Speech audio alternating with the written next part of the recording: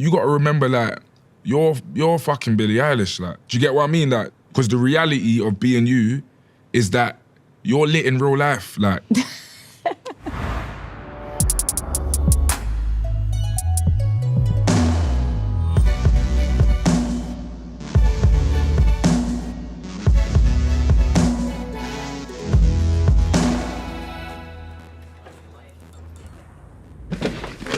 Stormzy. Billie. What's going on?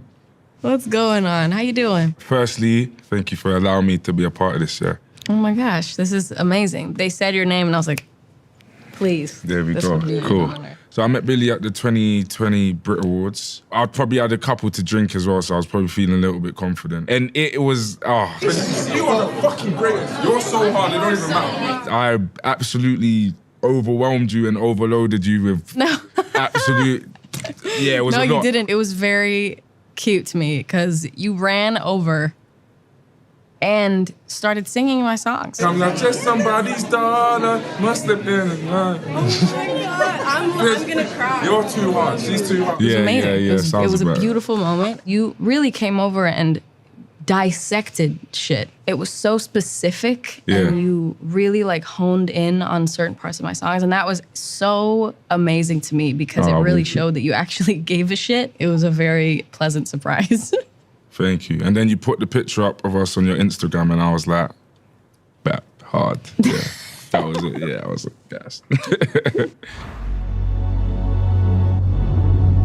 Yeah, Billie, so happier than ever, like, it's amazing. The second album's always this, like, well, for myself anyway, it was such a difficult task because it's like your spirit sometimes wants to stick to what you know, but then you want to venture out and like you're just trying to figure out, bro, the world really loved me for everything I did the first time around, so how do I approach the second one? You can sometimes hear the growing pains, like, if you get what I mean, like, and even when I listen to my second album, especially where I'm at with my third, I can hear, oh, okay, you was figuring it out. Okay, you was trying to, you tried there and now you, whereas with this second one, it feels like you fucking just, you just smashed it out the park. Like, could you break down that song to me? Male Fantasy, before I tell you like my perspective, but I want to hear yours. Yeah. I think it was like the second to last song that we wrote. Porn is just this, I mean, we don't have to talk about porn, but that's how the song started. It literally wouldn't have been written if it wasn't for porn.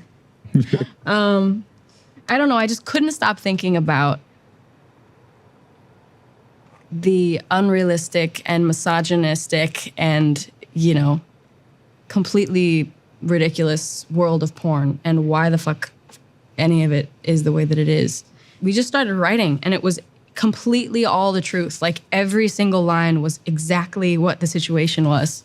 At the time, I was really feeling these things and writing about them was really hard because I'm not used to that. You know, I'm used to writing about things I used to experience or somebody else experiences or things that I feel and think about other people's lives. Writing of that song was like the first time I've really like sat down and thought about exactly how I felt and just said it all. And it was hard and it was satisfying and it was revealing and it was violating and it was exposing and it was also incredibly cathartic and therapeutic. But there were times I had to like stop and like I was like, oh my God, I need to take a breath. Like this is a lot for me. But in the end, it's probably one of my favorite songs that I've ever written. Okay. There's a few artists, yourself, Frank Ocean's one of them, a few rappers as well, like your Kendricks. Well, anytime you lot drop music, and as much as I want to listen to it, I need to see what you're saying as well. So I think that's the one I played the most because I was thinking, this is Billie's perspective in a way I've never heard it before. So becoming an artist, why? I was always MCing from young, like, so is MCing a British thing? Yeah, okay, so like, yeah, no. We call that, so rapping is what we call MCing over here, which is like, it's so difficult explaining MCing and grime. But yeah, I was MCing which is just rapping. I was doing that from that age 11 up till a big man, and then, yeah, that developed into me becoming a musician. It was a slow, gradual realization, a lot different to yours. Was Ocean Eyes your first song? Yeah. That's ridiculous. I put like 2 songs out before that were just on SoundCloud when I was 13. So you made that when you was 13? Yeah. That's ridiculous. I know, it's really crazy. That is ridiculous. I don't know, the older I get, the more I'm like so weirded out that I was 13. Yeah, and then, that is mental. Signed when I was 14. Mad. It gives me the shivers. It's like so weird to me because I felt so old. I was like, I'm a grown up, and I just so was not. Oh my God. What is the best advice you've ever received? Somebody told me years ago, it was at this kind of really boiling hot moment. And it was a lot, and it was new to me, and I didn't really know what to do with it. And, you know, I don't really know if anyone does know what to do with it, but I really did not. And somebody told me that I can say no. So I really didn't know that, honestly. The reality is I don't think you actually want to, you know, because these opportunities get thrown in your face, and everybody says, you know, do this, do this, do this, do this. It's going to make you money. It's going to make you this.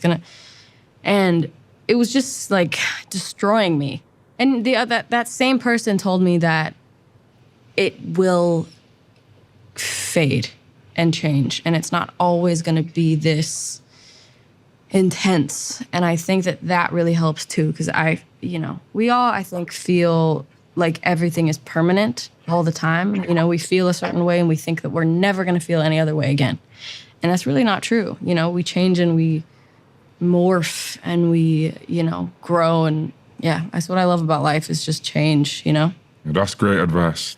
What is the meaning of success to you, and what is the meaning of failure? A lot of the time, I feel like people always think success is this thing where you have to sacrifice time. Like, oh, I'm success. Yeah, I'm getting to the money and I'm getting to my success, so I ain't got time to see no one. I ain't got time to do nothing. I'm like, that's not the idea of success that I like. I want to be able to see my mum. I want to be able to spend time with my nephews, and that's my idea of success now. Like balance, balance and time. Yeah. What's your idea of success? I think that it's internal, and you do these things that are such a cool idea, and they pay a lot, or they, you know, they're gonna get you a big campaign, and then it's like, but if it's miserable, you know, is it worth it? Yeah. For certain things, like if you really care about something and it's a lot of work and it's miserable in the process, but if it's gonna make you happy after the fact, then I think that that's absolutely valid and worth it. But I think that, you know, why make yourself miserable? And you can also be successful at something and still feel like you failed. So I think it's really just about how you look at stuff, you know? 100%. Yeah, I don't know. I've felt like a failure a lot in my life. It's really easy to, when this many people are looking at you and telling you that you are one. You know, it's hard not to believe them, you know? And it's weird being a person that grew up with the internet just as much as the people that hate on me did. You know, I go on social media and these platforms for the same reason all these other people do. And then I come across videos about me and how I'm terrible and I suck and I'm this and it's so weird. It's like middle school kids talking shit about you, but instead it's with millions of people all over the world that don't know you or anything about you. It's very weird. I'm a strong believer that like social media, it can really manipulate the psyche. Like it can kind of, gets in there and can kind of warp things. Like, how do you deal with that? Like just that element of being someone who people always have an opinion on. There's always, you do one thing and then there's this, and then how, like, I know that can be quite difficult. It's, you know, it's really tough.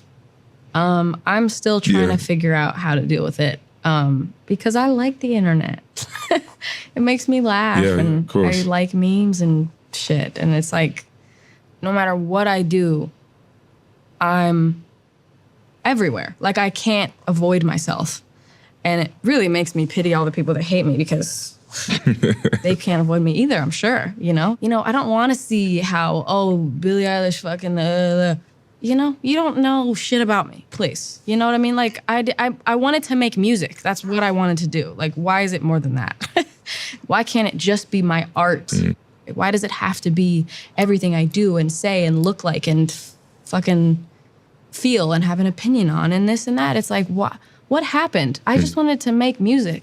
I didn't want this shit. I'm not a fucking role model. I'm a random girl and I like to sing. Like, it's like, you know what I mean? Like, it's not that deep. It's like, it's really not. I don't know why it has to be such a big deal. Like, why can't it just be about the art and shut the fuck up about my life? Yeah. I fully You know what I understand. mean? Yeah, fully. I'm not on social media anymore. I just deleted everything and came I off love of it. I would love to do that. Yeah. It was like it felt very necessary, like without even sounding like cocky or arrogant. Like you got to remember, like you're fucking Billie Eilish. Like, do you get what I mean? Like not like on a gangster one, because the reality of being you is that you're lit in real life. Like that's what I had to remind myself. Like in real life, I'm lit. Yeah. Like it's love.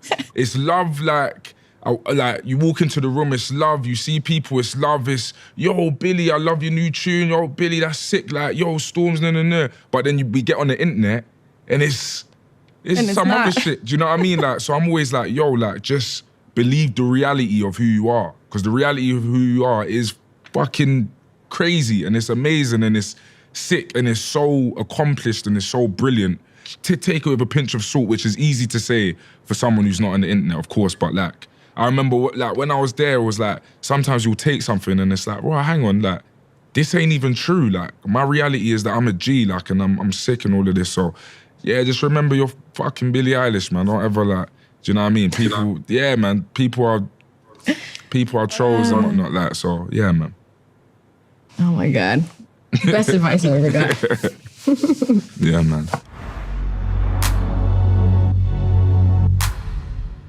Do you think about how your music is going to perform live when you're making it? Is that something that you think about?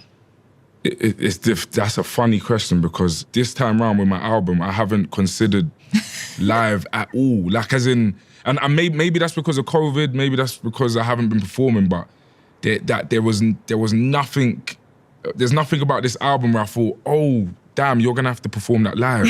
Or like, and what does that mean? Do you know what I mean? So yeah, I've just kind of been dedicated this time around to like making something that's so honest and something that's like just my truth. Like, I feel like the best advice that I've ever got that I've managed to apply to this album was, all we can do as artists is tell our truth. That's all we can do. We can just tell our truth. And a lot of the time in the past, I used to think you dive into an album and you're trying to make it this and you're trying to make it that. And this time round, like, I'm like, all it can be is what's inside me. Do you know what I mean? So I've kind of taken the pressure off myself, and I'm like, my truth should be enough. Yeah. Do you know what I mean? My truth is what's got me here. Your truth is what's got you here. This is why people love you. This is why I have a career. Like, so it's like, whoever you are, whoever we was before, whoever we are now, our perspective, what we've been through, our memories, that's what matters, and that we ever need, to be fair. Without getting too deep, flipping out, that felt like a bit of a speech in it, but yeah, man. Absolutely.